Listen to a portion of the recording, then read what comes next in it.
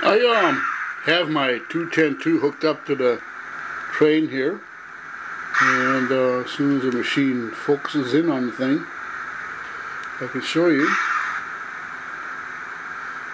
There's my engine, and there's my track checker, electrical track checker. And if you ever wonder what a DCC signal looks like on an oscilloscope,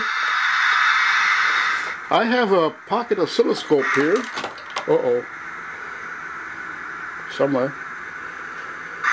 And there's your DCC signal on the bottom of the oscilloscope. That's what a square wave looks like.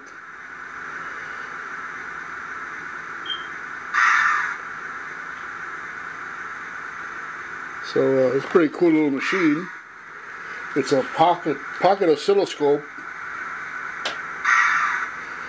a whole lot smaller than the one I have in the garage, the Heathkit model.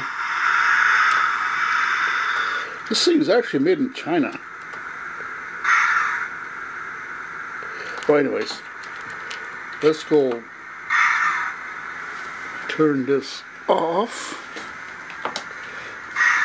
and before I do, let's blast the horn once.